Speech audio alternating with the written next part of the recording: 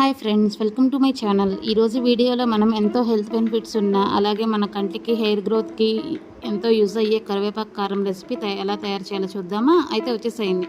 ముందుగా ఫ్రెష్ కరివేపాకు తీసుకొని రెడీగా పెట్టుకోండి. ఇప్పుడు స్టవ్ ఆన్ చేసి కడాయి పెట్టుకొని ఆయిల్ వేసి హీట్ ఎక్కినాక కరివేపాకు వేసి అవి చిటపటలాడించి క్రంచీగా అయ్యే వరకు దగ్గరుండి సిమ్లో పెట్టి మాత్రమే వేయించుకోండి. గుర్తుపెట్టుకొని క్రంచీగా ఉంటే మాత్రమే మనకు ఎక్కువ రోజులు స్టోరేజ్ ఉంటుంది, టేస్ట్ చాలా బాగుంటుంది. ఇప్పుడు కరివేపాకు తీసుకొని సపరేట్ చేసేసుకోండి. తర్వాత అదే ప్యాన్లో పచ్చిశనగపప్పు ఒక చిన్న టీ కప్ అంతా పచ్చిశనగపప్పు వేసి మంచి స్మెల్ వచ్చే వరకు దగ్గరుండి ఫ్రై చేసుకొని గుర్తుపెట్టుకొని సిమ్లో మాత్రమే ఉండాలి ఫ్లేమ్. అవి సపరేట్ చేసేసుకొని తర్వాత అందులోనే మినపగుళ్ళు వేసి అది కూడా మంచి అరోమా వచ్చే వరకు ఫ్రై చేసుకోండి. అవి సపరేట్ చేసేసుకొని తర్వాత అదే ప్యాన్లో ధనియాలు వేసి ఇవి వేగేటప్పుడే మంచి స్మెల్ వస్తాయి. అప్పుడు మనకు అర్థమైపోతుంది. ఆ స్మెల్ బట్టి అవి వేగినాయి. వాటిని సపరేట్ చేసేసుకొని ఆరబెట్టేసుకోండి. తర్వాత అందులోనే కొంచెం అంత జీలకర్ర వేసుకొని అది కూడా చిటపటలాడిన తర్వాత సపరేట్ చేసేసుకోండి. తర్వాత అందులోని ఎండుమిరపకాయలు, చిన్నుల్లిపాయలు, చింతపండు వేసి డ్రై రోస్ట్ చేసుకోండి. దగ్గర ఉండి డ్రై రోస్ట్ చేయండి. లేదంటే కనుక ఎండుమిరపకాయలు త్వరగా అడుగు పట్టేస్తాయి.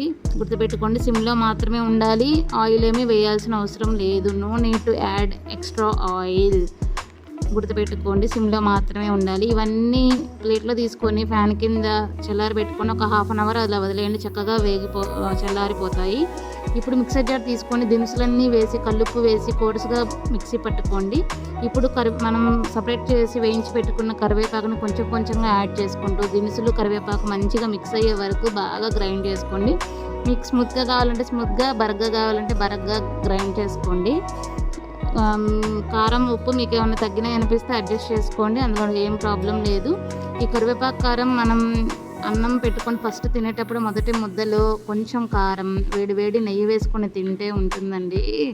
టేస్ట్ వేరే లెవెల్. సూపర్ అంటే సూపర్. అంతే, మీరు కూడా ట్రై చేయండి.